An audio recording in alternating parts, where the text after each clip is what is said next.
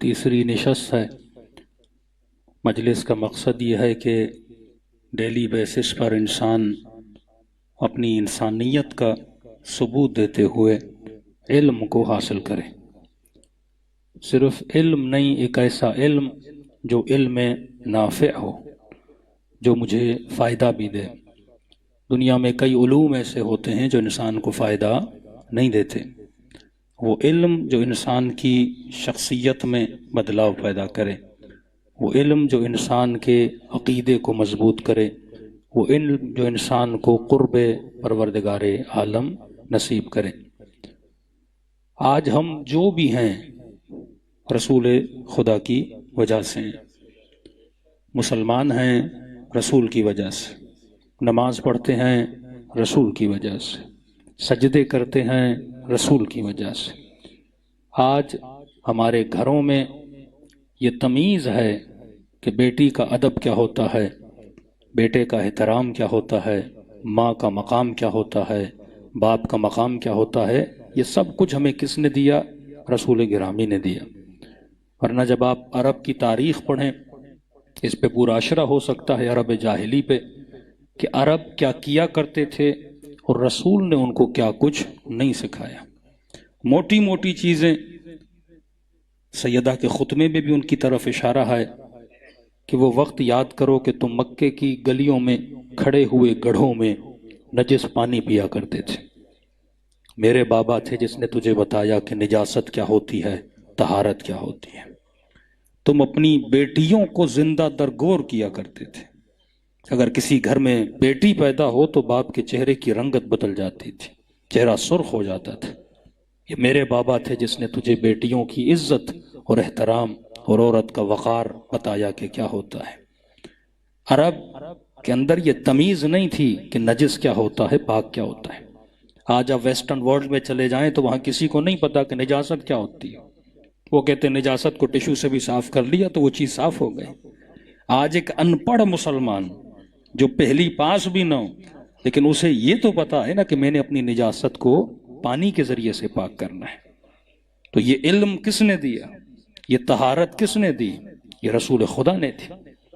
کہتے ہیں مہینوں گزر جاتے تھے، عرب نہاتا نہیں تھا، تصور ہی نہیں تھا۔ یہ جو ہے کہ وضو میں پاؤں کا دھونا کہاں سے شروع ہوا؟ اللہ قرآن کہتا ہے کہ سر کو اور پاؤں کو وَامْسَحُوا رُؤُوسَكُمْ وَأَرْجُلَكُمْ، ان کو مسح کرو۔ فرق شیعہ اور اہل سنت کے وضو میں یہ ہے کہ وہ پاؤں کو واجب کی نیت سے دھوتے ہیں۔ ہمارا یہ ہے کہ پاؤں میلے ہوں تو دھو لو، اگر میلے نہیں ہیں، پاک و پاکیزہ ہیں، جرابیں اتار کے ان کے اوپر کیا کرو؟ مسح کرو۔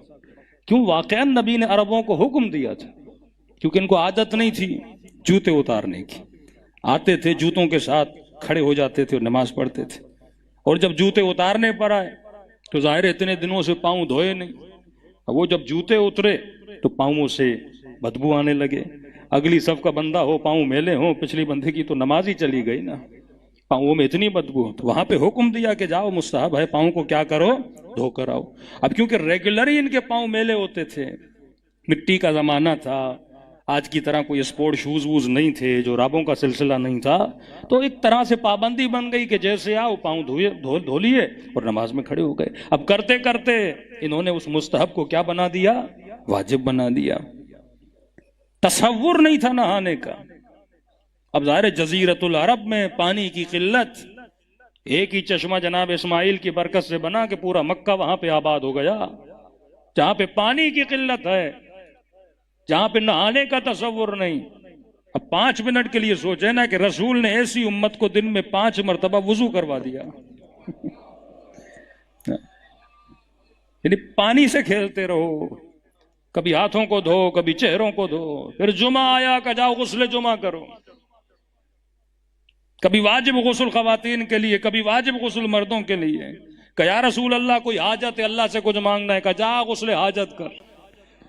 پہلے بدن صاف کر، پھر من کو صاف کر، پھر پاک زبان سے اللہ کو پکار، پھر دیکھ خدا تیری دعا کو کیسے قبول کرتا ہے۔ اپنی کتاب کے لیے کہا کہ لا یمسہ الا المطہرون، جب تک پاک و پاکیزہ نہیں اس کتاب کو کوئی مس نہیں کر سکتا۔ پھر وہ طہارت ظاہری، طہارت باطنی، یہ بھی ان سب چیزوں کی طرف اشارہ کرتی ہیں کہ آج تم بڑے ناز سے میرے سامنے کھڑے ہو، جہاں پہ کھڑے ہو، یہ کس کا احسان تھا؟ میرے بابا کا احسان تھا، جس نے طہارت کا درس دیا، جس نے عبادت کا درس دیا۔ بشر اگر بشر ہے کس چیز کی وجہ سے؟ فرق حیوان اور فرق انسان۔ اگر ایک حیوان کو ایک انسان سے جدا کیا جاتا ہے، کہتے ہیں انسان کے پاس برین ہے، انسان کے پاس عقل ہے، انسان کا آئی کیو حیوان سے زیادہ تیز چلتا ہے، انسان ایک ماڈرن ورژن ہے اور اپڈیٹڈ ورژن ہے، اس حیوان سے زیادہ ہے۔ تو آپ کے پورے وجود میں اگر اعلیٰ ترین چیز ہے تو یہ آپ کی کھوپڑی ہے، آپ کا دماغ ہے۔ چوٹ لگی، بندے کی یادداشت چلی گئی، پتہ نہیں بیوی کون ہے، والدہ کون ہے، بیٹا کون ہے، یادداشت نہیں تو انسان کسی کو یہاں تک کہ اپنا نام بھی بندے کو یاد نہیں رہتا۔ کئی الزائمر کے مریض ہوتے ہیں تو تمہاری عزت اور وقار ہے تمہارے دماغ کی وجہ سے، پیشانی کی وجہ سے۔ تبھی کہا خبردار کبھی پیشانی کو اللہ کے علاوہ کسی کی دربار میں جھکایا نہ کرو۔ سب سے بڑا گناہ جو اس زمانے کا انسان کرتا تھا، اپنی پیشانی کو بتوں کے سامنے جھکایا کرتا تھا، کبھی سورج کے سامنے، کبھی چاند کے سامنے، کبھی پتھر کے سامنے۔ اور سب سے بڑا کمال جو رسول نے کیا، ان کی پیشانی کو بتوں کے پاؤں سے اٹھا کر وحدہ لا شریک کی دربار میں جھکانے پر مجبور کر دیا کہ اپنی قیمت کو جان، اپنی عزت کو جان، اپنے وقار کو جان۔ اب یہ نبی ہے، قرآن کہتا ہے کہ هل جزاء الاحسان الا الاحسان، احسان کا بدلہ ہے احسان۔ ان شکرتم لازیدنکم وان کفرتم وان عذابی لشدید، اگر میرا شکریہ کرو گے بڑھا بڑھا کر دوں گا، اگر کفران نعمت کرو گے تو میرا عذاب بڑا، لفظ عذاب ہے، وان عذابی لشدید، میرا عذاب بڑا شدید ہے۔ کسی کو کفران نعمت کرنے کی اجازت نہیں ہے۔ سب سے بڑا احسان کس نے کیا؟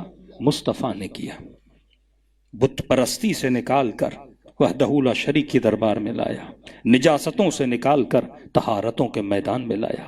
یہاں تک لکھا گیا کہ عرب اپنی سوتیلی ماں سے نکاح کرتا تھا۔ باپ نے 2 شادیاں کی، جو سوتیلی ماں ہے، باپ مر گیا، عرب اس سے نکاح کرتا تھا۔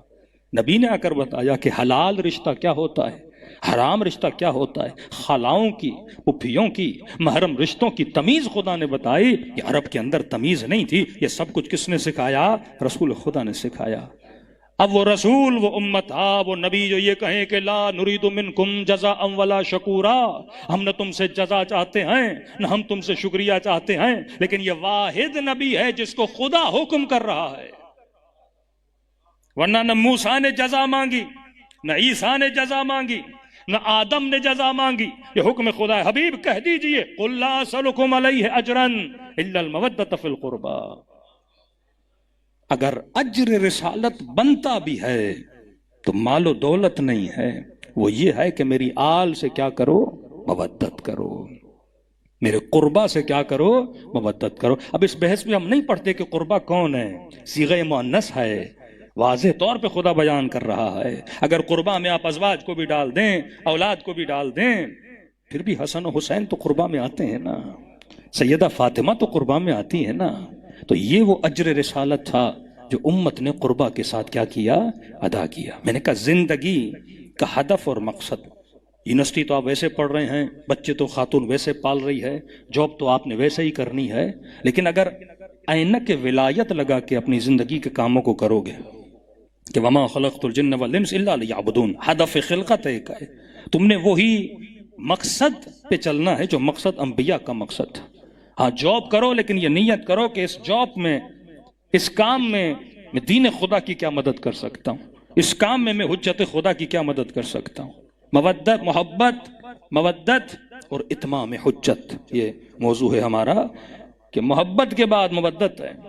مودت جب اہل بیت سے ہو گئی تو آپ نے اتمام حجت کرنا ہے، جس طرح سیدان اتمام حجت کیا۔ بی بی نے اپنی ساری محبتیں کس پہ قربان کی؟ علی ابن ابی طالب پہ قربان کی۔ کہ اگر ولی پہ بات آ جائے تو خون بھی دینا سیکھو، ولی پر بات آ جائے تو اس کے لیے دفاع میں کھڑا ہونا بھی سیکھو۔ جب سیدہ اپنے پہلے امام زمانہ کے لیے اس طرح کھڑی ہو رہی ہیں تو آج ہم نے اپنے آقا کے لیے، ہم نے اپنے مولا کے لیے کیا کیا؟ اتمام حجت صرف سیدہ نے نہیں کیا، اتمام حجت قرآن نے بھی کیا ہے۔ سورہ نور قرآن کا بہترین، ہر سورہ نور ہے، لیکن جس سورہ کا نام ہی نور ہو وہ تو نور علی نور ہے۔ اس سورہ میں خدا، کل میں نے کہا تھا کہ دو چیزوں کے ذریعے اتمام حجت ہوتا ہے. آج ذرا غور سے سنیے گا، اس مجلس میں کئی ایسے مطالب ہیں جو انشاءاللہ آپ کی زندگی میں کام آئیں گے. دو چیزیں اتمام حجت کرتی ہیں. اتمام حجت یا علم کے ذریعے ہوتا ہے یا نور کے ذریعے ہوتا ہے. مثلا دو مومنوں میں اختلاف ہو گیا، آپ نے علمی طریقے سے دلائل دیے کہ میں نے کہا کہ مثلا مولا علی کی شجاعت تواتر موضوع ہے، یعنی کوئی وہ اہل سنت کسی بھی مکتب سے ہو، وہ اہل حدیث ہو، وہ بریلوی ہو، وہ کسی بھی مکتب سے ہو، کوئی موضوع کے اعتبار سے اختلاف نہیں ہے کہ علی بن ابی طالب بہادر نہیں تھے. ہر بندہ مانتا ہے کہ علی سے بڑا کوئی بہادر نہیں تھا، وہ خیبر ہو، وہ خندق ہو، یعنی موضوعیت کے اعتبار سے علی بہادر ہیں. لیکن علی ابن ابی طالب کے علاوہ اگر کسی کو لایا جائے، بھئی فلاں بندہ بھی بہادر تھا، تو ہو سکتا ہے مجمع سے کوئی کھڑا ہو جائے اور جنگ احد کا واقعہ پورا پڑھ دے. بہادری آپ چار مقامات پہ کسی کی ثابت کر سکتے ہو، لیکن ایک موضوع میں اگر وہ بہادر نہیں تھا، میدان کو چھوڑ کے چلا گیا، وہ خندق کا میدان ہو، وہ خیبر کا میدان ہو، لیکن کوئی ایک میدان آپ نہیں دکھا سکتے جس میں موضوع کے اعتبار سے، اب اختلاف روایت ہو سکتا ہے کہ تلوار آسمان سے آئی کہ نہیں آئی، یہ ایک اختلاف ہے، لیکن آج تک کوئی نہیں کہہ سکتا موضوع کے اعتبار سے، ٹاپک کے اعتبار سے علی بن ابی طالب بہادر نہیں تھے. یا کوئی ایک ایسا واقعہ سنا دے جس میں مولا میدان کو چھوڑ کے چلے گئے ہوں. لیکن سینکڑوں کے لیے سینکڑوں واقعات موجود ہیں کہ کئی مرتبہ میدان کو چھوڑ کے چلے گئے، تو ہم موضوع پہ تو شک کر سکتے ہیں نا کہ بھائی کوئی تو میدان تھا، کوئی چلا گیا تھا. پہلی دعوت جب رسول نے دی، حالانکہ مولا علی بن ابی طالب کی ایج کتنی تھی، اس وقت بھی علی کھڑے ہوئے، یا رسول اللہ میں آپ کی مدد کرنے کے لیے تیار ہوں. جب عامر بلا رہا تھا کہ محمد ہے کوئی بہادر بھیج اپنے مقابلے میں اس کا مقابلہ کروں گا، اس وقت نبی نے 3 بار بلایا کہ کون ہے جس بدبخت کا منہ بند کرے. سارے تو موجود تھے، لیکن بار بار کون کھڑے ہو رہے تھے؟ علی ابن ابی طالب کہ یا رسول اللہ میں جانے کے لیے تیار ہوں. تو یہ تواتر موضوع ہے، کوئی سنی، کوئی وہابی، کوئی اہل حدیث انکار نہیں کر سکتا کہ علی بن ابی طالب موضوع کے اعتبار سے کیا تھے؟ بہادر تھے.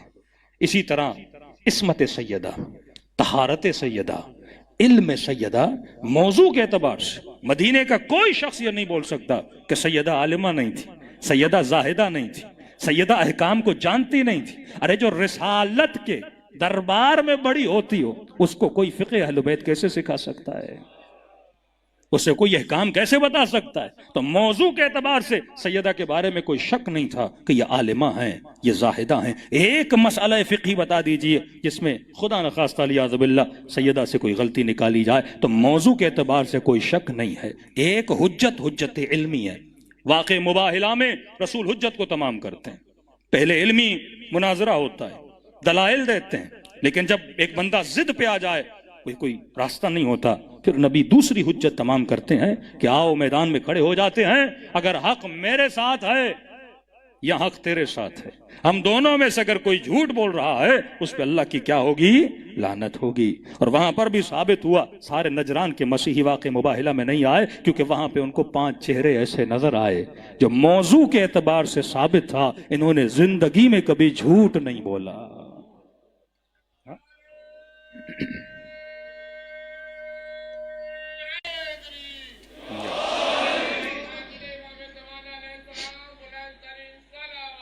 اللہم صلی علی محمد وعجل فرجہم. اب پروردگار عالم پر بھی لازم ہے کہ وہ اپنے بندوں پر حجت کو کیا کرے؟ تمام کرے. یہ نہیں ہو سکتا خدا حجت کو تمام نہ کرے. ایک حجت علمی، دوسری حجت ہے جسے ہم کہتے ہیں حجت نور. کل میں نے مثال دی کہ اگر بندہ کسی کمرے میں جائے، پاؤں لگ جائے اور گلاس گر جائے، اللہ کو بول سکتا ہے خدایا میں نے دیکھا نہیں تھا. لیکن اگر اس کمرے میں نور موجود ہو، روشنی موجود ہو، اور پھر بھی بندہ نہ دیکھے اور گلاس گرائے، تو قیامت کے دن یہ نہیں بول سکتا کہ پروردگارہ میں نے دیکھا. یہ نہیں بولنا کہ پروردگارہ میں نے دیکھا نہیں تھا. یہ اپنی زندگی کے آخری دنوں میں بار بار ایک دروازے پہ جا رہے ہیں اور کہہ رہے ہیں السلام علیکم یا اہل بیت النبوہ ومعدن الرسالہ. یہ کیا کر رہے ہیں؟ حجت کو تمام کر رہے ہیں. بیٹی کے احترام میں کھڑے ہو رہے ہیں، یہ کیا کر رہے ہیں؟ حجت کو تمام کر رہے ہیں. بھئی آج تک آپ نے سنا، آج تک بھی بول رہا ہوں، مسلمان کہتے ہیں نبی کی سنت ہے، جو کہے جو کرے، دیکھے نہ روکے نہ ٹوکے، وہ بھی کیا ہے؟ سنت ہے۔ آج تک آپ نے اپنی بیٹیوں کو بولا کہ بیٹی آپ میری ماں ہو؟ آج تک کوئی بولتا ہے مسلمان اپنی بیٹی کو؟ بھئی نبی بول رہا ہے، اور الیاذ باللہ نبی کی سخن میں اور نبی کے الفاظ میں لہو نہیں ہوتا۔ نبی جو بھی بات کرتا ہے وہ حکمت کی بات ہوتی ہے۔ اس کا کیا مطلب؟ ابیہا کہ کل قیامت کے دن کچھ یہ نہ بولے کہ ہم مسلمانوں کی مائیں ہیں تو افضل ہیں، یہ تو میری بھی ماں ہے۔ یہ فضیلت کس عورت کو ملی کہ اگر آپ مسلمانوں کی ماں ہو تو یہ مسلمانوں کے سردار کی بھی ماں ہے۔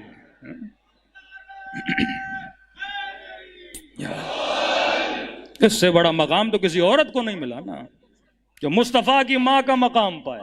بھائی ایک تو ماں ہے سببی، جس نے پیدا کیا، وہ تو پیدا کیا ماں بن گئی، وہ بھی ایک مقام ہے۔ لیکن جو سببی نہیں ہے، بیٹی ہے، لیکن نبی کہے کہ یہ میری کیا ہے؟ ماں ہے، تو امت کو ایک درس دینا چاہتے ہیں، بات بتانا چاہتے ہیں۔ برترین جو حجت ہوتی ہے علم سے بھی زیادہ، وہ حجت نور ہوتی ہے، دکھایا جائے، بتایا جائے۔ اللہ کہتے ہیں اللہ نور السماوات والارض، خدا زمین اور آسمانوں کا کیا ہے؟ نور ہے۔ یہ اللہ نے حجت تمام کر دی۔ کل بندہ قیامت میں یہ بولے خدا میں نے تجھے دیکھا نہیں تھا، اللہ کہے گا میں نے حجت تمام کر دی۔ اللہ نور السماوات والارض، نور کی کل میں نے کہا تھا کوالٹی ہے، نور خود نظر نہیں آتا، پر جس پہ پڑتا ہے اسے دکھاتا ہے۔ اس وقت نہ آپ میں نور ہے نہ مجھ میں نور ہے۔ تو کچھ کہتے ہیں شیعہ علماء نورانی ہوتے ہیں، کوئی نورانی نہیں ہوتا۔ یہ اور باتیں سنیوں کو لگتے ہیں۔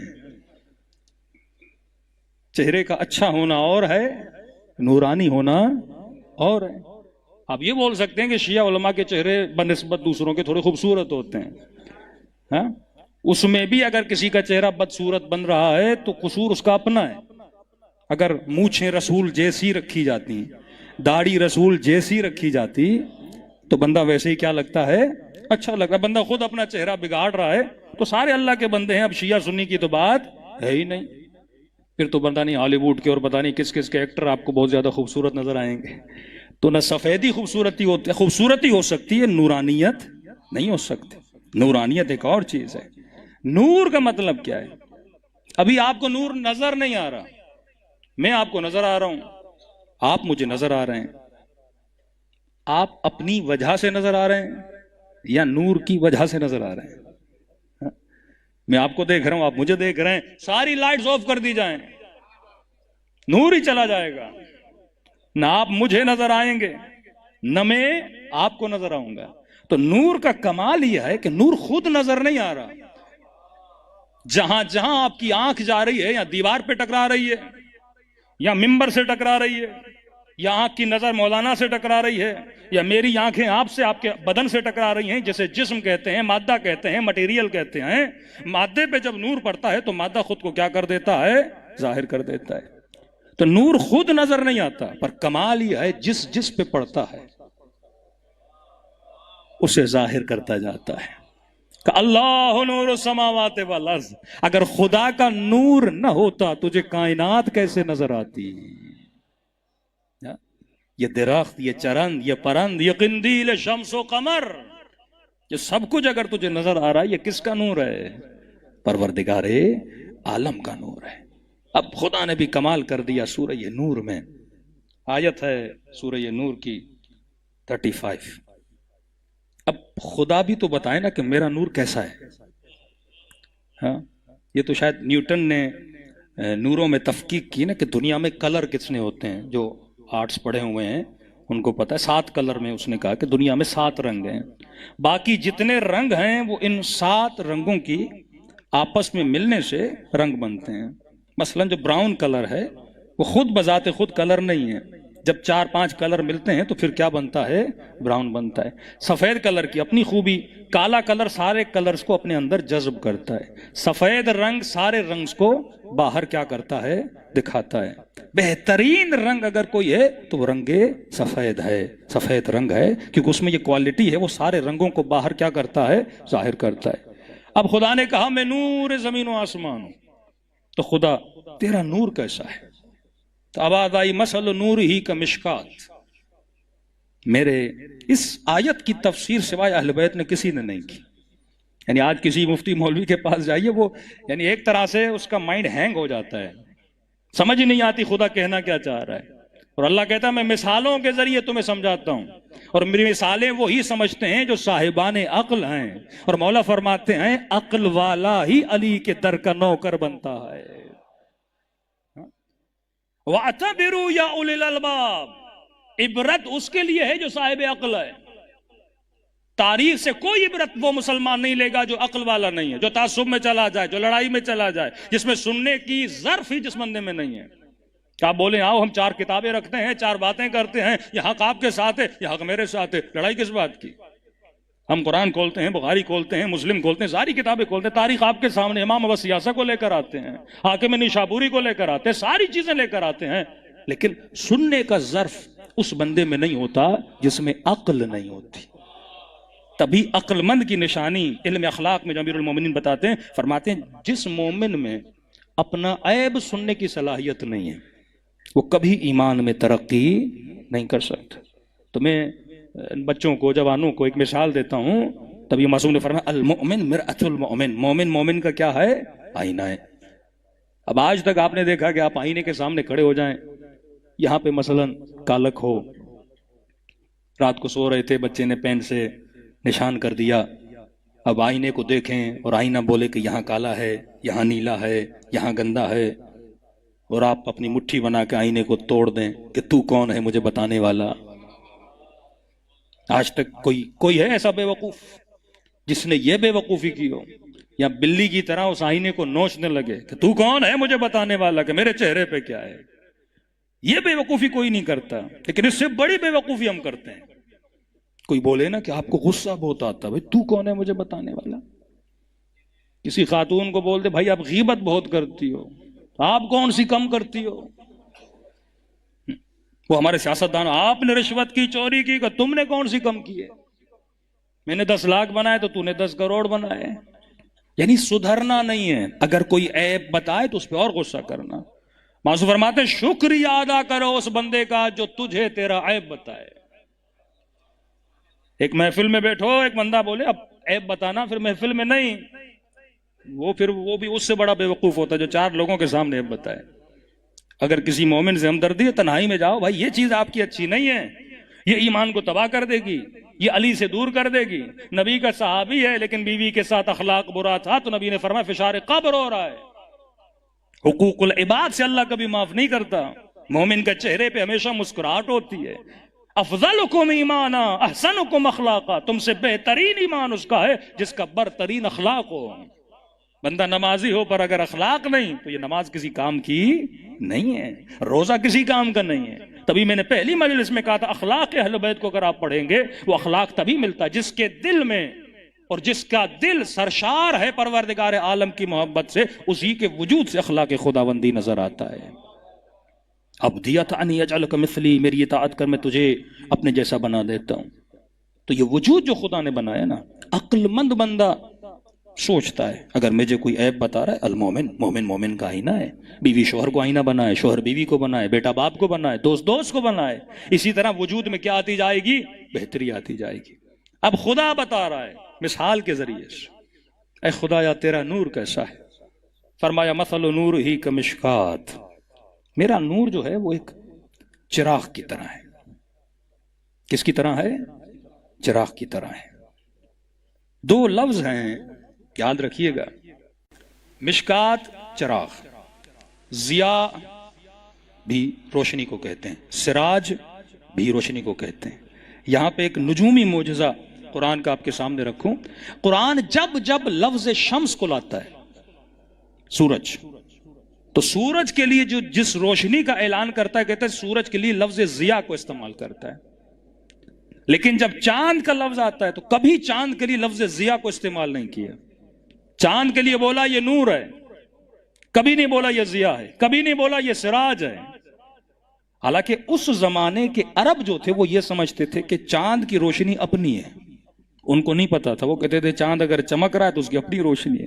لیکن قرآن نے اس زمانے میں یہ سائنٹیفکلی نقطہ بتایا، کہا کہ چاند نورانی ہے لیکن چاند سراج نہیں ہے. سراج عرب اسے بولتا ہے جس کا نور اپنا ہو. سورج کا نور کیونکہ اپنا تھا اسے سراج بولا. مشکات جس کا نور اپنا ہو. لیکن اگر کہیں پہ لفظ نور آ جائے نا تو نور اسے بولتے ہیں جس نے کسی سے روشنی لی ہے اور کیا ہو گیا ہے، نورانی ہو گیا ہے. تو چاند کی روشنی اپنی نہیں ہے. سائنٹیفکلی نقطہ پروردگار عالم نے 1400 سال پہلے اس زمانے میں بتایا. جو بچے سائنس پڑھتے ہیں یہ قرآن کا برترین معجزہ ہے جو بتا سکتے ہیں. کہ مثل نور ہی، میرا نور ایک مشکات ہے. مشکات وہ ہے جس کا نور اس کی اپنی ذات کا ہے، کہیں اور سے اسے نورانی کیا نہیں گیا. فیہا مصباح، اس مشکات کے اندر، اس چراغ کے اندر ایک مصباح ہے. فانوس جسے آپ بولتے ہیں، اس کے اندر ایک مصباح ہے. پھر کہا مصباح ہنل مصباح، ایک مصباح نہیں ہے، اس کے اندر کتنے مصباح ہیں؟ 2 مصباح ہیں. میرے چھٹے امام سے پوچھا کہ مولا یہ 2 مصباح کیا ہیں؟ صلوات پڑھے مولا کی شان پر.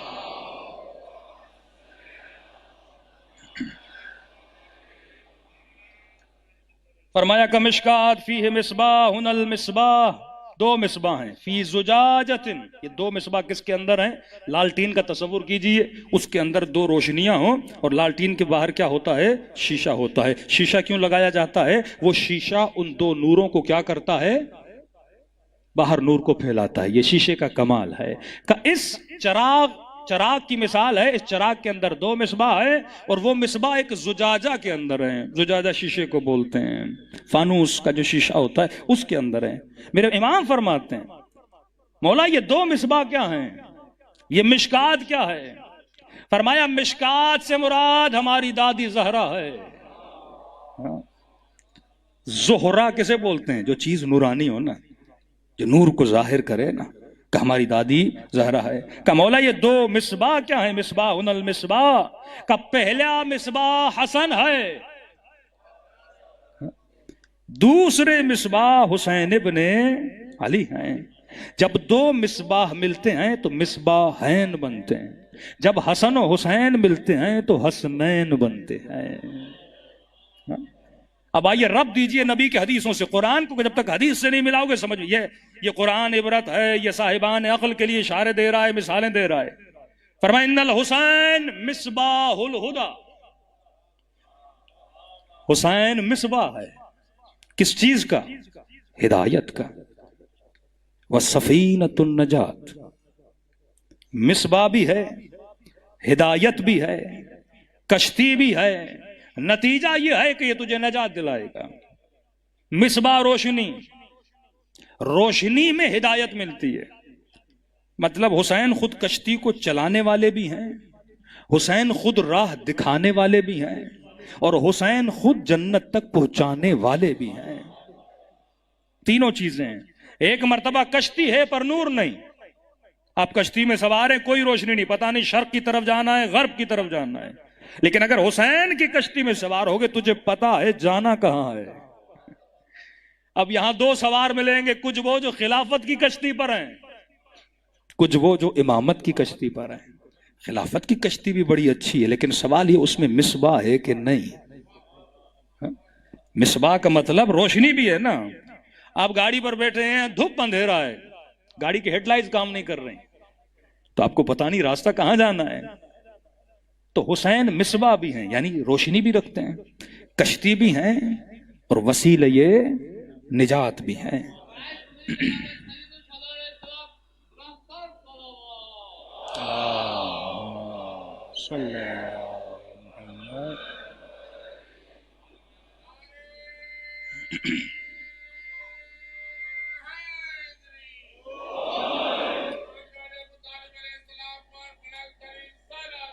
اللہم صلی علی محمد۔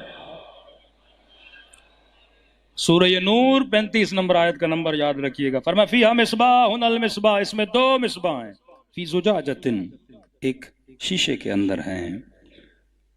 اب خدا کہتا ہے فی زجاجۃ، زجاجہ کا اللہ نے ذکر کیا، شیشے کے اندر ہے، پھر دوبارہ کہتا ہے الزجاج۔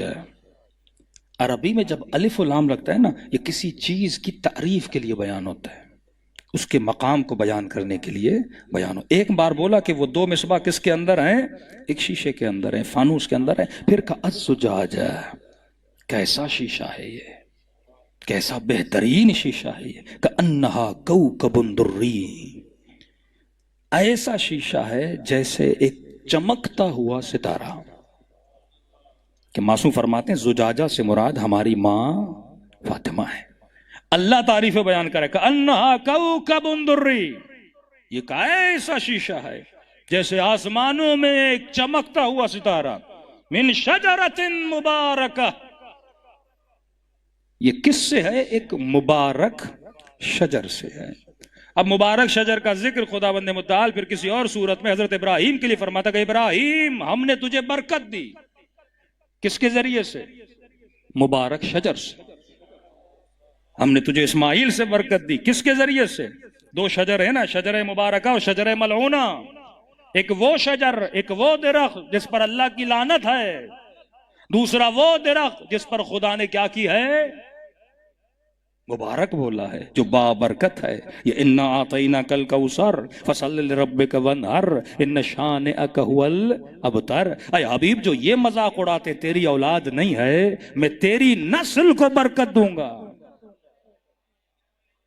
لیکن تیری دشمن کی نسل کیا ہے؟ دم بریدہ ہے۔ یہ وہ شجر ہے جسے خدا نے کیا دی ہے؟ مبارک بنایا ہے۔ تو 2 حضرت ابراہیم کی نسل میں سے 2 شاخ نکلے نا، مبارک درخت ہے۔ ابراہیم ایک درخت ہے، 2 شاخیں نکلیں، ایک بنی اسرائیل کی، ایک بنی اسماعیل کی۔ اب درخت میں شاخیں ہیں لیکن پھل نہیں ہیں۔ درخت مبارک کب بنتا ہے؟ جب پھلدار ہو۔ شاخیں بڑھتی جائیں بڑھتی جائیں بڑھتی جائیں پر اس میں پھل نہ ہو تو اس درخت کا کوئی فائدہ نہیں ہے۔ اس درخت کو خدا نے برکت دی کس سے؟ نسل بنی اسماعیل سے۔ اب عرب جب آگے بڑھنے لگے، یہاں بنی اسرائیل بنے یا بنی اسماعیل بنے، یا عرب بنے پھر کچھ عدنانی بنے، کچھ قریش بنے کچھ غیر قریش بنے، کچھ ہاشمی بنے کچھ غیر ہاشمی بنے۔ اب بعض اوقات جو ایگریکلچر کا کام جانتے ان کو پتا ہے، درخت جب پھل نہیں دیتا نا تو درخت میں ایک پیوند کاری کی جاتی ہے، اس پیوند کاری کے نتیجے میں پھر درخت کی ایک اور نئی شاخ نکلتی ہے۔ علماء فرماتے ہیں اس درخت کو اللہ نے ایک پیوند لگایا علی ابن ابی طالب کے ذریعے سے، پھل نکلے حسن اور حسین کی صورت میں۔ اور پیوند کاری کے لیے بھی ضروری ہے، پیوند وہ لگتا ہے جو جنس اسی درخت سے مماثلت رکھتی ہو۔ تبھی فرمایا یا علی انا و علی من شجر واحد، میں اور علی ایک ہی درخت سے ہیں، وَسَائِرُ النَّاسِ مِن شَجَرٍ شَتَّىٰ، لیکن جتنے دوسرے لوگ ہیں ان کا درخت مصطفیٰ کے درخت سے ملتا نہیں ہے۔ کبھی فرمایا میں تنا ہوں درخت کا، اور فاطمہ کیا ہیں؟ شاخ ہیں۔ اس شاخ میں پیوند کاری ہوئی اور پھل کس صورت میں نکلے؟ حسن اور حسین کی صورت میں نکلے۔ صلوات پڑھے محمد و آل محمد۔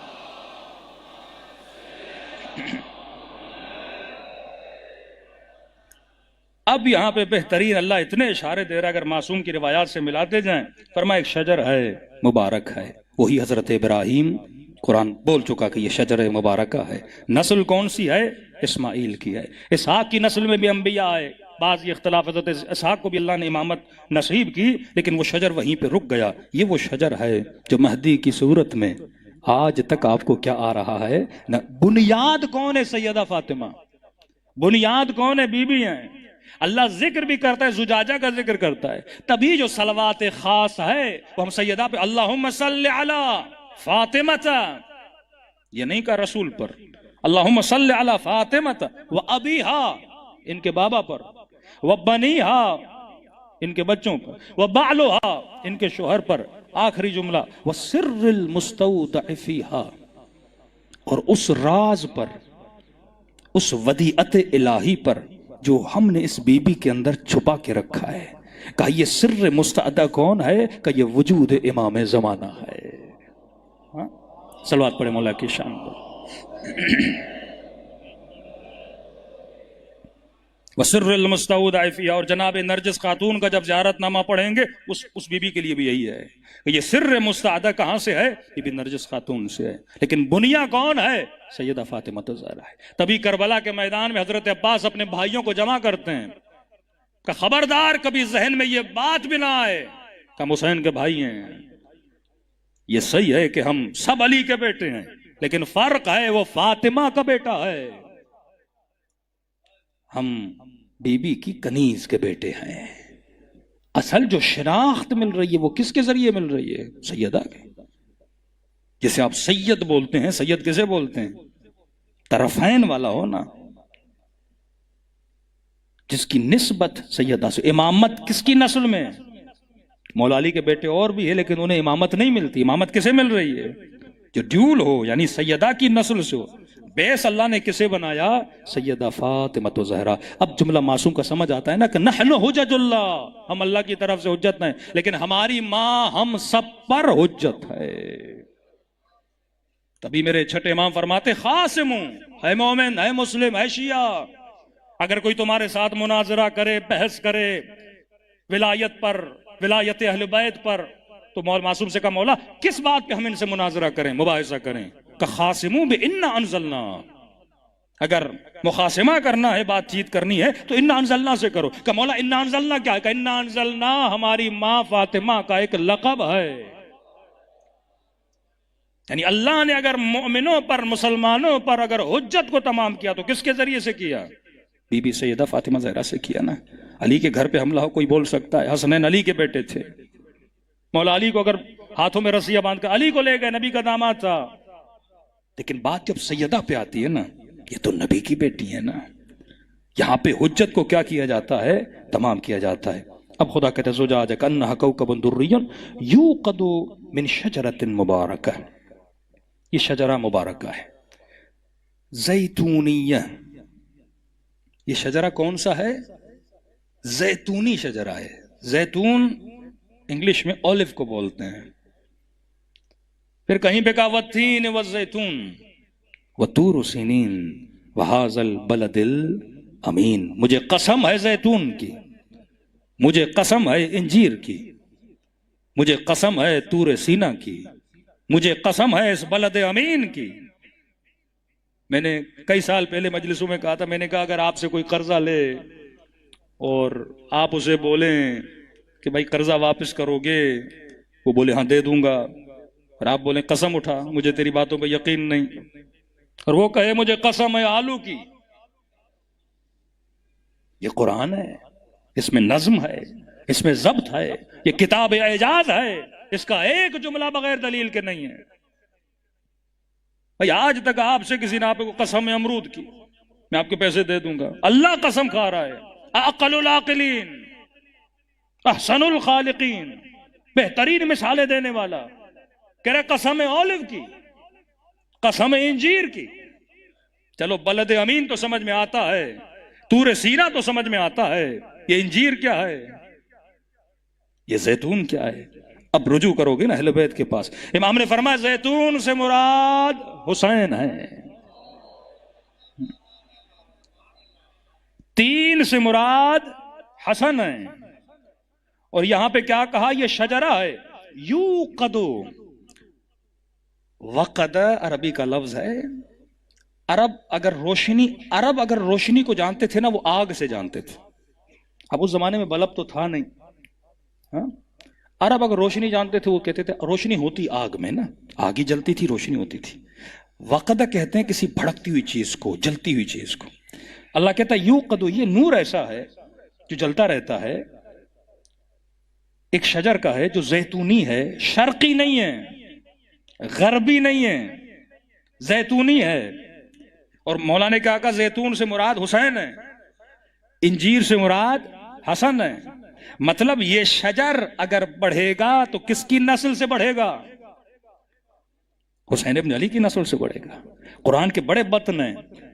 اب یہاں پر بھی علماء نے ایک تحقیق کی، ایک نقطہ نکالا کہ دیکھیے بڑا عجیب فلسفہ قرآن کا. امام حسن کے لیے لفظ مثلا انجیر، امام حسین کے لیے لفظ زیتون.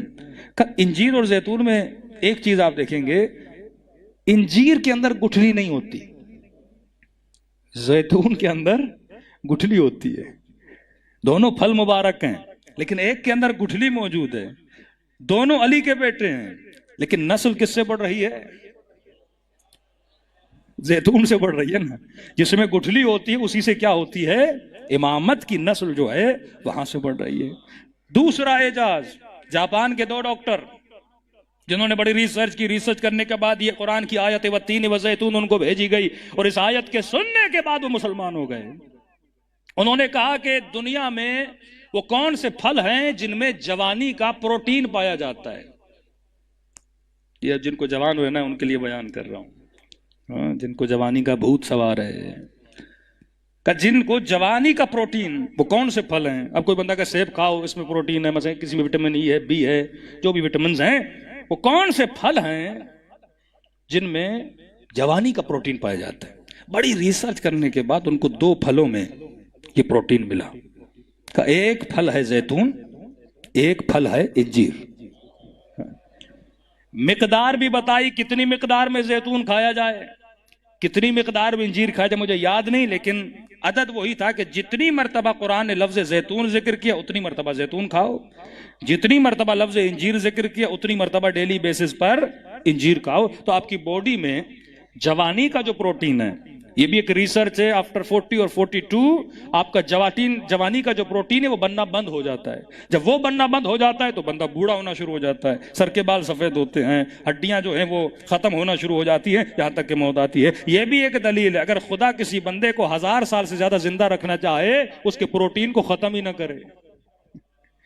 مطلب یہ میڈیکلی پرووڈ ہے کہ اگر وہ پروٹین انسان کی ختم نہ بنتی رہے تو انسان جوان رہے گا. اب کسی مسلمان نے یہ دونوں قرآن کی آیت کہ قرآن میں اللہ نے دونوں پھلوں کا ذکر ساتھ کیا ہے کہ والتین والزیتون، مجھے قسم ہے تین کی، مجھے قسم ہے زیتون کی.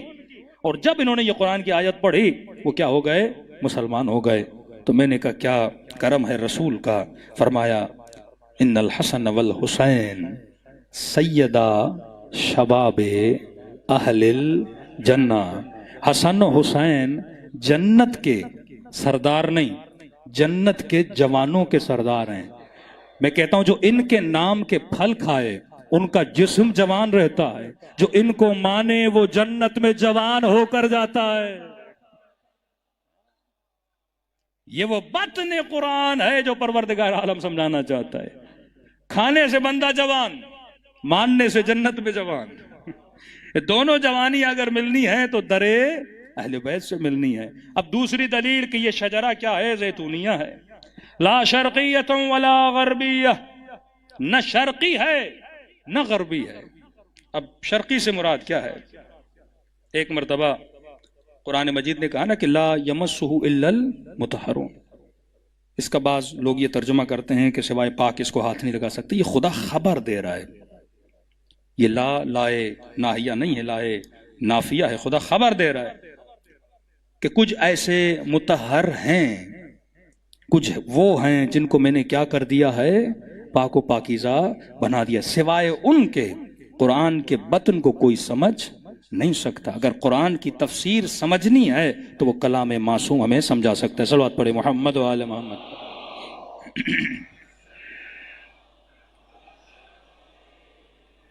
بس مختصر کروں اب مکان شرقی اور مکان غربی. حضرت مریم خدا نے کہا من اہلہا مکانا شرقیہ.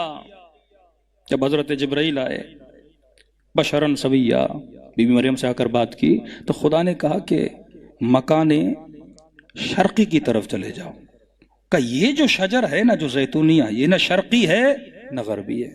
شرقی مقام وہ تھا جہاں پہ حضرت عیسیٰ پیدا ہوئے. پھر حضرت سورہ قصص میں 144 میں کہا کہ ما کنت بجانب الغربی اذ قضینا الی موسیٰ الامر. اے حبیب تم وہاں نہیں تھے. کہاں پر؟ جانب الغربی میں نہیں تھے جہاں پہ موسیٰ تھے. موسیٰ مطلب یہودیت، عیسیٰ مطلب مسیحیت.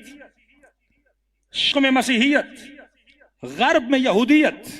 فرمایا یہ جو درخت ہے نہ شرقی ہے نہ غربی ہے، یہ درخت نہ مسیحی ہے، یہ درخت نہ یہودی ہے، بلکہ یہ درخت زیتونیہ ہے، مطلب یہ درخت حسینیہ ہے۔ اس درخت کو مسیحیت میں تلاش نہ کرنا، اس درخت کو یہودیت میں تلاش نہ کرنا، یہ وہ درخت ہے جسے میں نے کیا بنایا ہے؟ زیتونیہ بنایا ہے۔ اب پروردگار عالم کہتا ہے وَلَمْ تَمْسُسْهُ نَارٌ، یہ درخت ایسا ہے جس کا زیت جو ہے نا، زیت کہتے ہیں تیل کو، یکاد زیتها یضیء، اس کا جو زیت ہے نا، تیل ہے، یہ کبھی ختم نہیں ہوتا، اس کے اندر ہی انرجی ہے، یہ اپنے زیت سے پورے عالم کو کیا کرے گا؟ نورانی کرے گا۔ یہد اللہ لنورہ من یشاء، خدا اس کے نور سے جسے چاہے گا ہدایت دے گا۔ میرے معصوم فرماتے ہیں یہ جو زیت جسے بولا گیا نا، فرمایا اس زیت سے مراد یا سار اللہ ہے، اے خون حسین، خون حسین کے ذریعے سے، اور یہ خون کی حرارت کبھی بجھنے والی ہی نہیں ہے۔ ہر سال محرم مناتے ہو، کتنے لوگ اس فرش عزا سے حسینی بنتے ہیں، واللہ اگر مکتب اہل بیت سے کربلا نکال دو کچھ بچتا ہی نہیں ہے۔ یہ ٹی وی کا ماحول، میڈیا کا ماحول، بے حیائی، عریانی، فحاشی، اسکول سسٹم، حکمران، یہ ظلم و طاغوت کا نظام، قرآن کہتا ہے یہ وہ نور ہے، یہ وہ زیت ہے کہ خدا جس کے ذریعے سے کیا کرتا ہے؟ ہدایت کرتا ہے۔ لم تمسسہ النار، اس کو کبھی، حالانکہ تیل کو آگ پکڑتی ہے، لیکن اس تیل میں جو روشنی ہے وہ آگ کی وجہ سے نہیں ہے، اس کی اپنی ذات کی وجہ سے۔ تیل کی روشنی میں، اب اگلی آیت میں خدا کو کہتا ہے نا، کچھ لوگ ایسے ہیں یرید ان یطفئوا نور اللہ، جو اللہ کے نور کو پھونک مار کے خاموش کرنا چاہتے ہیں، لیکن انہیں یہ نہیں پتا یہ نور تمہاری ہلکی پھلکی پھونکوں سے خاموش ہونے والا نہیں ہے۔ واللہ متم نورہ، خدا جانتا ہے اس نور کو تمام کیسے کرنا ہے، وہ ظہور مہدی سے تمام کرے گا، وہ حجت خدا سے تمام کرے گا۔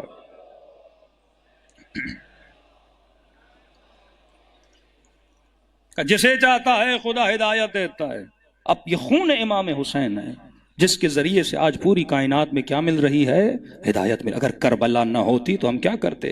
اگلی آیت، فی بیوت اذن اللہ ان ترفع ویذکر فیہا اسمہ یسبح لہ فیہا بالغدوۃ والآصال، کچھ ایسے گھر ہیں جن میں اللہ کا کیا ہوتا ہے؟ ذکر ہوتا ہے۔ پھر حضرت ابراہیم کے لیے بھی کہا کہ ابراہیم، یہ انبیاء کے گھر ہیں، یہ اولیاء کے گھر ہے جس میں کیا ہوتی ہے؟ تسبیح خدا ہوتی ہے۔ اب عجیب کمال ہے کہ اس روایت کے جو راوی ہیں وہ خلیفہ اول ہیں۔ اللہ کو بتا ہے کہ میں نے حق کس زبان سے بلوانا ہے، خلیفہ اول ہیں۔ رسول سے پوچھتے ہیں یا رسول اللہ فی بیوت اذن اللہ ان ترفع ویذکر فیہا اسمہ، کچھ ایسے گھر ہیں جس میں اللہ نے ارادہ کیا کہ ان گھروں سے اللہ کی تسبیح کی آواز بلند ہوگی، اللہ کے ذکر کی آواز بلند ہوگی۔ یہ کس کے گھر ہیں؟ پہلے خلیفے جناب ابا بکر۔ رسول سے پوچھ رہے ہیں، رسول فرماتے ہیں وہ گھر انبیاء کے گھر ہیں، وہ گھر رسولوں کے گھر ہیں۔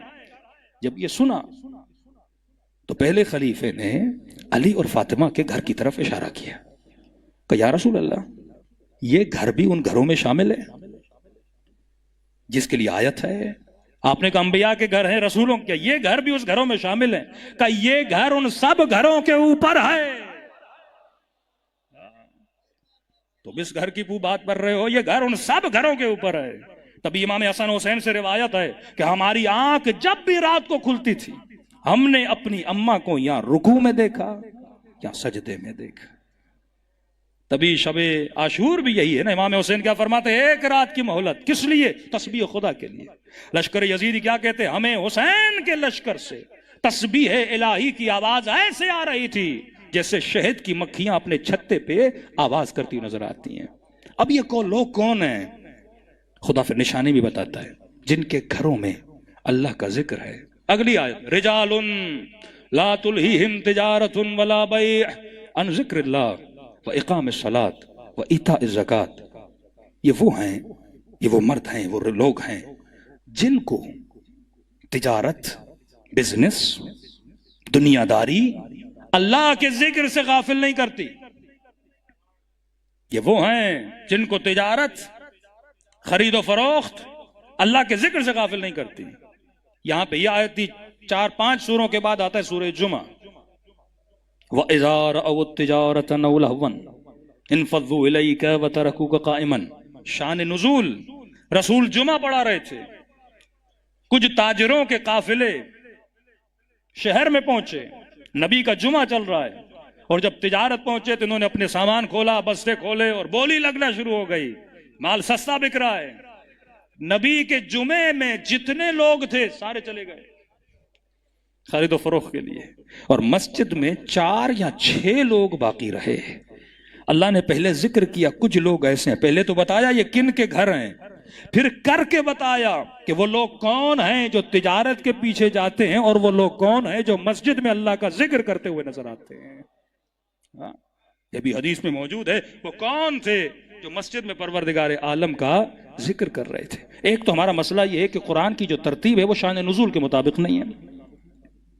پہلے ہی ہم سورہ بقرہ پڑھنا شروع کر دیتے ہیں. اگر شان مولا علی بن ابی طالب کا ہمارا عقیدہ ہے کہ مولا کے پاس جو قرآن مولا نے ترتیب دیا تھا یہ تحریف نہیں ہے، شان نزول کے مطابق مولا نے، تاکہ سمجھ آئے پہلی آیت کیا تھی، دوسری آیت کیا تھی. ایک نیا بندہ مسلمان بننا چاہتا ہے، اسے شروع میں سورہ بقرہ پڑھا دیں تو سمجھ میں نہیں آئے گا. اس کے لیے تو یہ قل یا ایھا الکافرون لا اعبد ما تعبدون، یا قل اعوذ برب الناس، یا قل اعوذ برب الفلق، یا قل هو اللہ احد، ان آیتوں کے ذریعے سے وہ اسلام کو سمجھے گا. تو شان نزول کو اگر سمجھیں گے، سورہ بقرہ میں خدا کیا کہتا ہے؟ اقیموا الصلاۃ وآتوا الزکاۃ، نماز قائم کرو. مومن کون ہے؟ جو زکوٰۃ دیتے ہیں، جو نماز کو قائم کرتے ہیں، جو غیب پہ ایمان رکھتے ہیں. لیکن آگے آتے ہیں، خدا کہتے ہیں وَارْكَعُوا مَعَ الرَّاكِعِينَ میں مثلا انما ولیکم اللہ والرسول والذین آمنوا الذین یقیمون الصلاۃ ویؤتون الزکاۃ وہم راکعون. اللہ نشانی دے رہا ہے کس نے رکوع میں زکوٰۃ دی؟ علی بن ابی طالب نے. پھر کہتا ہے وَارْكَعُوا مَعَ الرَّاكِعِينَ، کبھی نہیں کہا وَاسْجُدُوا مَعَ السَّاجِدِينَ، سجدہ کرو سجدہ کرنے والوں کے ساتھ، نہیں، پہلے کہا وَارْكَعُوا مَعَ الرَّاكِعِينَ. یہاں پہ نماز جماعت کا بھی ایک پوائنٹ نکلتا ہے کہ آپ جماعت میں کب شریک ہوتے ہیں؟ سجدے میں یا رکوع میں؟ 4 لوگ نماز پڑھ رہے ہیں، مجھے کب پتا چلے گا یہ جماعت ہے یا فرادہ ہے؟ اگر رکوع میں ساتھ جا رہے ہیں یا کوئی شامل ہو رہا ہے تو پتا چلتا ہے بندہ کیا ہے؟ جماعت میں. اور خدا اشارہ دے رہا ہے، مولا علی نے زکوٰۃ کس میں دی؟ رکوع میں دی. اشارہ بھی دے رہا ہے مومن وہ ہے جو زکوٰۃ دے، اور تجھے کن کے ساتھ ہونا ہے؟ جس نے رکوع کی حالت میں زکوٰۃ دی. اس سے برتر اشارہ پروردگار عالم تو نہیں کر سکتا. کسی مومن نے کہا مولانا یہ تو بات ہے نور کی، ظلمت کی بات بھی ہو جائے، اور یہ آیت کسی معجزے سے کم نہیں ہے. نور کی آیت تھی 35، ظلمت کی آیت ہے 40. میں ترجمہ کروں گا، سمجھنا عقل مندوں کا کام ہے. کھولوں گا میں بات کو نہیں، مسائل نہ آپ کے لیے کھلیں نہ ہمارے لیے بنے. یہ قرآن کی آیت ہے. اللہ کہتا ہے نور کیا ہے؟ او کظلمات، وہ تو نور تھا. اب سنو ظلمت کیا ہے. مثال دے رہا ہے، خدا بھی ڈائریکٹ نہیں بتاتا، قرآن مثال سے سمجھاتا ہے. ہاں کئی لوگ کہتے ہیں مولا علی کا نام کیوں نہیں آیا؟ تو میں نے اشرے میں کہا تھا، میں نے کہا علی کا نام خدا دے دیتا، 12 اماموں کے نام اللہ قرآن میں بتا دیتا، تو علی کے سارے دشمن اپنے بچوں کے نام بھی وہی رکھ لیتے. تو اللہ نے کہا نام نہیں بتاؤں گا، صفت بتاؤں گا. صفت کا مقابلہ تو کوئی نہیں کر سکتا. علی کی سخاوت کا مقابلہ کون کرے گا؟ علی کے علم کا مقابلہ کون کرے گا؟ حسین کے صبر کا مقابلہ کون کرے گا؟ سیدہ کے زہد کا مقابلہ کون کرے گا؟ تو اب سنو ظلمت کیا ہے. یہ نور تھا، اس کے مقابلے میں او کظلمات فی بحر لجی. ظلمت کی مثال ایک سمندر کی طرح، کراچی والے بہتر سمجھیں گے. فی بحر لجی، ایک ایسا بحر، ایک ایسا سمندر جو بہت گہرا ہے، بے انتہا گہرا ہے. یغشاہ موج، ایک تو گہرا ہے، دوسرا اندھیرے میں ہے، ظلمت میں ہے. کبھی بیچ سمندر میں آپ دیکھیں خوف آتا ہے انسان کو نا، کشتی میں اندھیرا ہی اندھیرا، اور اتنی گہرائی کے بندہ پریشان. کا گہرا بھی ہے، ظلمت میں بھی ہے، اور موج من فوقہ، اس کے اوپر ایک موج ہے، جیسے اردو میں ہم لہر بولتے ہیں. ایک موج ہے، وہ بھی ظلمت کی ہے. سمندر گہرا، اس کے اوپر ایک موج، فوقہ ہی موج، پھر اس کے اوپر دوسری موج ہے. پہلی موج، مطلب جب ظلمتیں اتنی بڑھ جائیں اور اگر ہاتھ بھی نکلے تو وہ ہاتھ اتنا کارآمد نہیں ہوتا، کیونکہ ظلمتیں اتنی پھیل چکی ہیں۔ ان ظلمتوں سے اگر کوئی ہمیں نکال بھی سکتا ہے نا تو وہ ہے یہد اللہ من نورہ، اور وہ نور ہے امام زمانہ کا نور۔ صلوات پڑھے محمد والے۔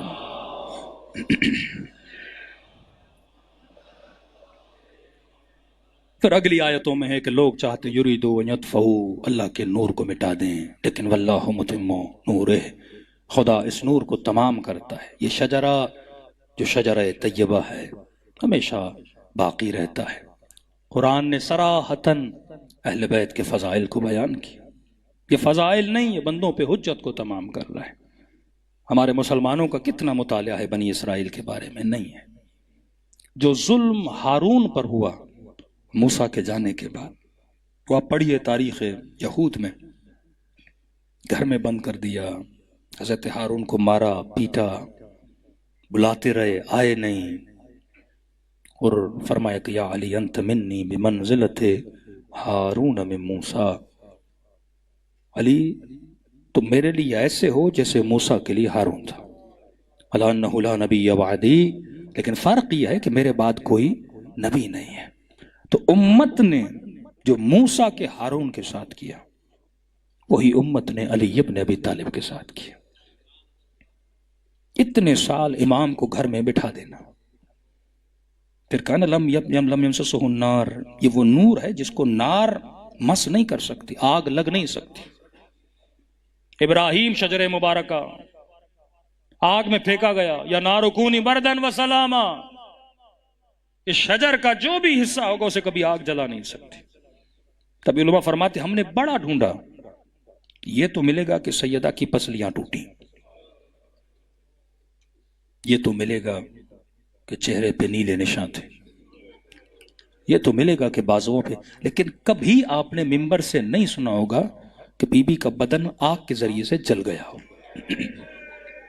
قرآن کہتا ہے لم یمسسو، اس نور کو کبھی آگ جلا نہیں سکتی، کیونکہ ابراہیم کو جب آگ نہ جلائے تو آل اسماعیل کو آگ نہیں جلا سکتی۔ ہاں باقی دوسری مصیبتیں اہل بیت میں آئی ہے، سیدہ نے امت پہ حجت کو تمام کیا، مسجد میں گئیں حجت کو تمام کیا، اونٹ پہ سوار ہوتی تھیں، انصار کے گھر جاتی تھی، مہاجر کے گھر جاتی تھی۔ کہ تم نے میرے بابا سے نہیں سنا کہ علی کا ہاتھ بلند کر کے کہا تھا من کنت مولا ہو فہذا علی مولا، کہ جس کا میں مولا اس کا علی مولا۔ تاریخ لکھتی ہے جواب دینا تو دور ہے، بی بی کھڑی رہتی تھی، کوئی دروازہ تک نہیں کھولتا تھا۔ یہ عالم تھا مدینے کا۔ یہ واقعہ میں دعائے کمیل میں زیادہ پڑھتا ہوں کہ دو بھائی تھے، ایک بھائی بڑا نیک تھا، ایک بھائی گنہگار تھا۔ تو نیک بھائی بار بار گنہگار کو کہتا ہے کہ کب تک گناہ کرے گا، توبہ کر، مرنا ہے، علی والا ہے۔ سنتا نہیں تھا۔ ایک دن اللہ نے ہدایت دی، آیا بھائی کے پاس کہ بھائی میں نے زندگی میں بڑے گناہ کیے، اب سمجھ نہیں آ رہی اللہ بخشے گا کہ نہیں۔ کب ارحم الراحمین، کہ کہاں جاؤں، کہاں جا کے توبہ کروں؟ کہ قرآن کی آیت ہے میرے نبی کے در پہ آؤ۔ کہ مدینہ تو بہت دور ہے، ایران کے رہنے والے تھے۔ کہ کوئی بات نہیں، اولنا محمد اوسطنا محمد، یہ سب ایک ہی نور ہیں۔ مشہد چلو امام رضا کے پاس۔ کہتے قافلہ چلا، ابھی نیشاپور سے گزرے تھے، اس کے بھائی کی طبیعت خراب ہو گئی، لمبا سفر، پرانا زمانہ، نیک دعا کرتا رہا پروردگارا یہاں تک آیا ہے، زندگی دینا، امام کے دربار میں جا کے توبہ مانگے، اللہ کو واسطہ دے امام رضا کا۔ یہ بھی رو رہا تھا، پتہ نہیں زندگی مہلت دے کہ نہ دے، میں بڑا گنہگار ہوں۔ کہتے جیسے مشہد پہنچے اسی دن اس کا انتقال ہو گیا، نہ حرم امام نصیب ہوا نہ ذریعہ امام نصیب ہوئی۔ بھائی بڑا رویا، غسل دیا، کفن دیا، دفن کیا۔ کہتا 2-3 دن کے بعد خواب دیکھا، یہی میرا گنہگار بھائی، لیکن خواب میں کیا دیکھتا ہوں، یہ برزخی جنت میں بیٹھا ہے، نعمتوں سے مالا مال ہے۔ میں نے کہا بھائی تو نے تو بڑی خطائیں کی، کہ توبہ کی نیت سے جو آیا تھا، کہ مشہد رضا تک پہنچ تو نہیں سکے، کہ بھائی ماجرا سناؤں، کہ موت بڑی سخت ہے، موت کو آسان نہ لینا. بدن سے روح ایسے نکلی جیسے ریشمی کپڑے کو کانٹوں پہ رکھا جائے. جتنا سنا تھا نا اس سے بھی زیادہ تکلیف دہ تھی، کیونکہ میں گنہگار تھا. تم تو بڑی آسانی سے غسل دے رہے تھے، لیکن میرے اوپر عذاب ہو رہا تھا. عذاب کے فرشتے عذاب کر رہے ہیں. کہتا اتنے میں تو نے میرا جنازہ اٹھایا، اب عذاب ہو رہا ہے، آگ کا عذاب، عذاب کے فرشتے، مختلف قسموں کے عذاب. لیکن جیسے جنازہ مولا رضا کے حرم میں آیا، گویا میں جنت میں داخل ہو گیا. گویا عذاب کے فرشتوں کو اجازت نہیں تھی کہ آگے بڑھیں. پہاڑ آ گئی. کہتا جنازہ آگے لے گئے، تم زری کے قریب آئے. میں نے آنکھوں سے دیکھا کہ امام رضا کرسی پہ تشریف فرمائے. آگے بڑھ کے بڑے ادب سے کہا السلام علیکہ یا غریب الغربا. مولا آپ پر میرا سلام ہو. کا جواب تو دیا پر مجھے دیکھا نہیں. کہا نا من یموت یرنی، جو بھی مرے گا علی کو دیکھے گا. علی بھی تو تجھے دیکھے نا، مسکرا کر دیکھیں، اہلن و سہلا بولیں. کا چہرہ پھیر دیا. میں سمجھ گیا مولا ناراض ہیں. اب سمجھ نہیں آ رہی کیا کروں. تم میرے جنازے کو طواف کروا رہے تھے، زیارت کروا رہے تھے، اب پتا تھا جنازہ باہر جائے گا، پھر سے وہی عذاب. کہتا اب جرت نہیں ہو رہی آگے بڑھوں. ایک سفید ریش نورانی چہرے والا بزرگ کھڑا تھا. اس نے کہا گنہگار خوش ہونے کی ضرورت نہیں کہ عذاب ختم ہو گیا، جنازہ باہر جائے گا، پھر سے وہی عذاب ہوگا. میں نے کہا میں تو توبہ کی نیت سے آیا تھا. زندگی نے مہلت نہیں دی. اب بتاؤ کیا کروں کہ مولا رضا راضی ہو جائیں. ایسا کیا بولوں؟ اس نے کہا جتنا مجھے پتا ہے یہ واسطہ دو. کریم ہے، رضا ہے، رؤوف ہے، مہربان امام ہے. کہتے بھائی بس آگے بڑھا، قدموں میں گرا، ایک بار وہ واسطہ دیا. امام نے کہا بس ہم نے تجھے بخش دیا، اللہ کی دربار سے تیری شفاعت کروا دی. یہ نیک بھائی کہتا ہے بتا تو صحیح تو نے واسطہ کون سا دیا تھا؟ یہ نیک کہتا ہے میں سوچ رہا تھا شاید حسین کا واسطہ دیا ہو، شاید سکینہ کے زخمی رخساروں کا واسطہ دیا ہو، شاید حسین کے علی اکبر کا واسطہ دیا ہو، شاید بی بی زینب کی چادر کا واسطہ دیا ہو، شاید عباس کے کٹے ہوئے بازوؤں کا واسطہ دیا ہو، شاید قاسم کی لاش کے ٹکڑوں کا واسطہ دیا ہو. کہ یہ سوچ رہا تھا. میں نے کہا بھائی بتا تو نے کون سا واسطہ دیا؟ کہ مولا کے قدموں میں گرا، ایک ہی واسطہ دیا. مولا واسطہ ہے ٹوٹی ہوئی پسلیوں کا.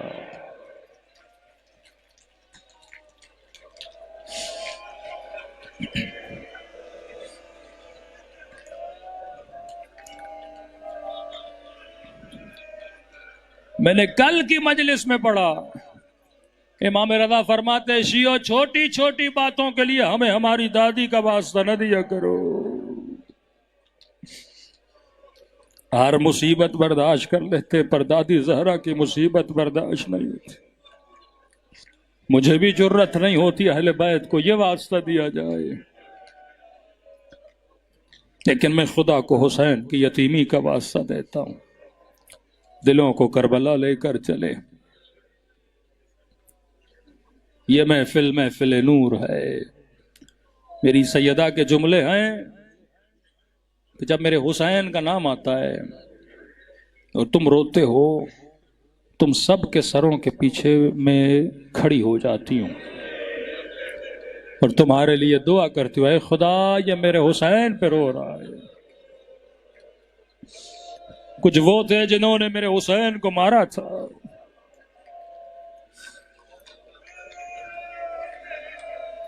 ساری روایتوں میں ملتا ہے قیامت میں شفاعت کا تصور نہیں ہے. عالم برزخ ایک اور عالم ہے، لیکن فرماتے ہیں قیامت میں رسول کہیں گے اپنی بیٹی کو، بعض روایات میں خدا کہے گا کہ زہرا جو مانگنا ہے آج مانگو۔ روایات میں بی بی ایک ناقہ پہ آئیں گی، بڑا حسین ناقہ، ہماریوں میں حجابوں میں، قدرت کی آواز آئے گی، اپنے سروں کو جھکا لو، اپنی نگاہوں کو جھکا لو، مصطفیٰ کی بیٹی فاطمہ آ رہی ہے۔ اے کاش کوفے کی بازار میں بھی سر جھکے ہوتے، اے کاش شرابی کی دربار میں بھی گردنیں جھکی ہوتی۔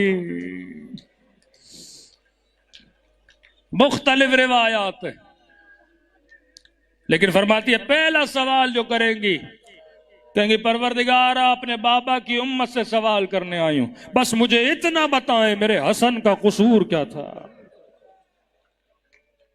میرے حسین کا قصور کیا تھا، بے کفن میرے لال کو مارا گیا، دلوں کو کربلا لے جائے، سلام کریں حسین مولا کی یتیمی پر۔ السلام علی الحسین وعلی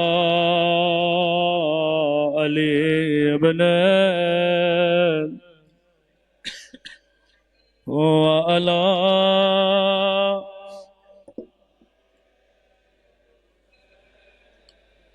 وعلی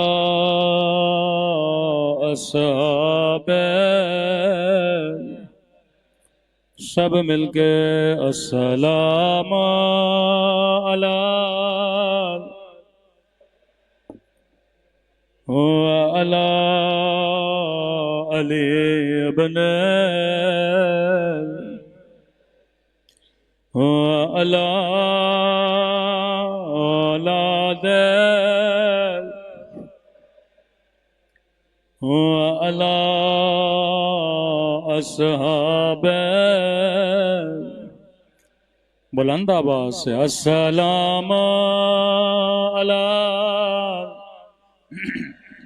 آواز تھوڑی بڑھا،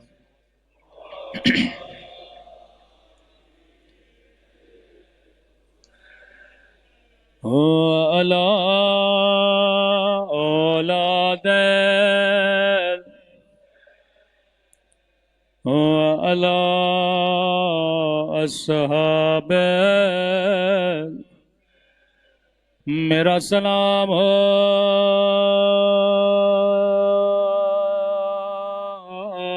زینب کے یتیم پہ،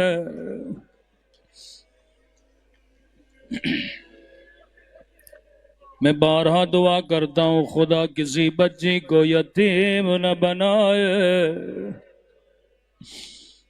اللہ کسی کو بچپن میں ماں کا جنازہ نہ دکھائے۔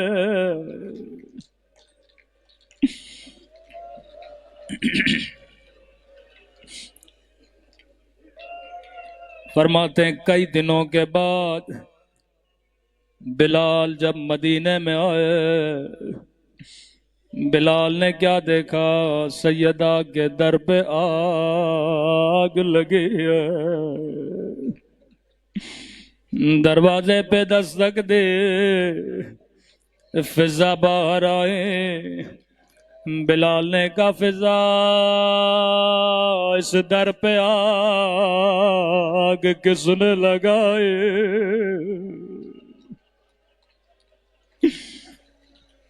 آواز تھوڑی بڑھا دیں، آواز کم ہے۔ اب فضا بتائے تو کیسے بتائے؟ فضا کہنے لگے بلال تجھے یاد ہے جب تو غلام تھا؟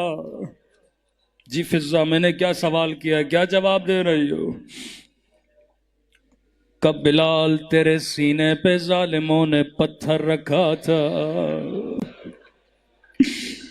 فضا کیا کہنا چاہتی ہو؟ کہ بلال تیرے سینے کی پسلیاں ٹوٹے تھے،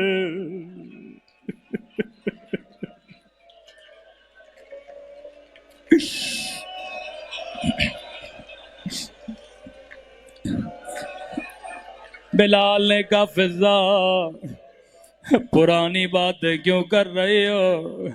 کہ بلال بتا پسلیوں کا ٹوٹنا کیسا ہوتا ہے؟ کہ فضا جب جب سانس لیتا تھا مجھے تکلیف ہوتے تھے۔ فضا نے کہا بلال اتنا سمجھ لو زہرا کی پسلیاں توڑی گئے،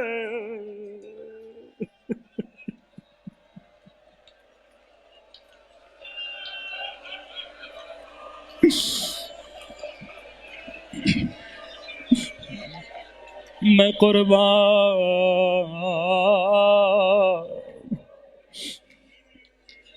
بلال نے کہا جلدی کرو میرا سلام سیدہ تک پہنچا دو۔ بی بی مصلی پہ بیٹھی تھی، فضا نے کہا بی بی بلال آیا ہے۔ جیسے بلال کا نام سنا سیدہ کو بابا کی یاد آ گئے۔ کہ فضا بلال کو کہو مجھے بابا کی اذان سنا دے، بڑی مدتیں گزر گئے میں نے بلال کی اذان نہیں سنی۔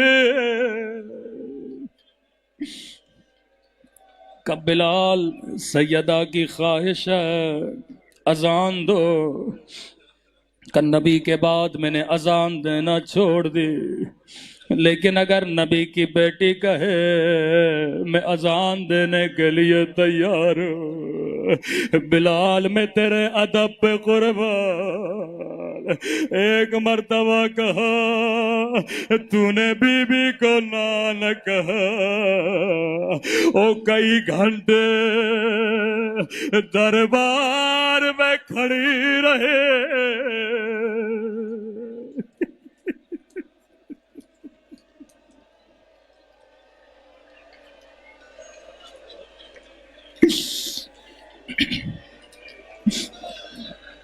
سیدہ کو خالی ہاتھ لوٹا دیا،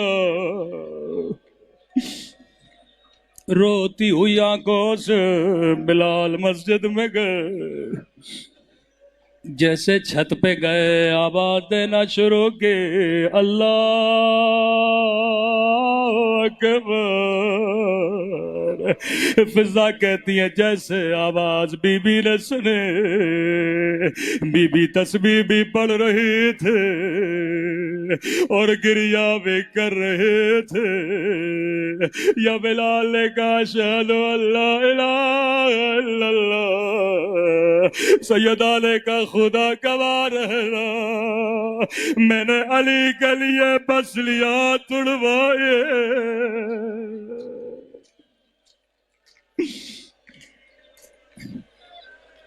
یا سیدہ کے گریے میں اضافہ ہوا، لیکن فضا کہتی ہے جیسے بلال نے یہ آواز دے اشہد ان محمد رسول اللہ، سیدہ کی فریاد بلند ہوئے بابا بابا تیری زہرا کے لے رہ گئے۔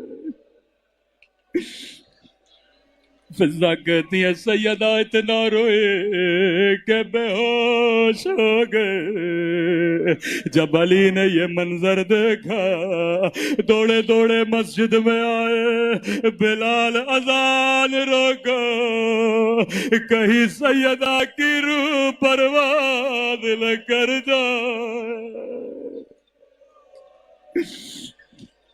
او بی بی یہ مجمع تیری مظلومیت پہ قربان، لیکن بی بی ہاتھوں کو جوڑ کے ایک جملہ کہنا چاہوں گا۔ بی بی آپ نے بابا کا نام سنا، آپ برداشت نہ کر سکے۔ بی بی آپ نے نام سنا، بلال نے بڑے ادب سے نام لیا، پھر بھی آپ کو بابا یاد آ گئے۔ لیکن کربلا، ہائے کربلا، ایک 4 سالہ بچی، ظالم نے نام نہیں لیا، بھرے دربار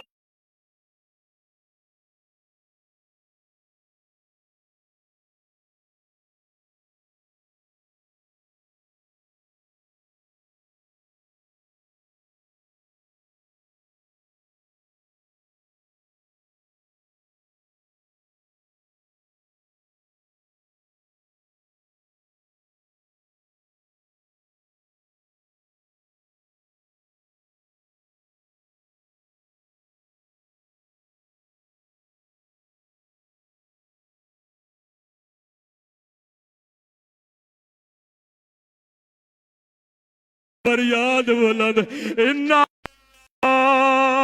وَإِلَّا إِلَيْهِ راجعون۔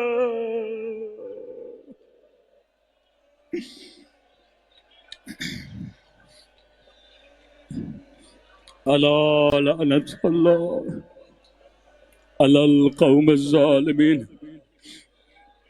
اے خدا تجھے سیدہ کی یتیمی کا واسطہ، تجھے سکینہ کی یتیمی کا واسطہ، ہم سب کے صغیرہ کبیرہ گناہ معاف فرما۔ قبر کی پہلی رات حسین کی شفاعت نصیب فرما، ان آنکھوں کو امام زمانہ کی زیارت نصیب فرما۔ ربنا تقبل منا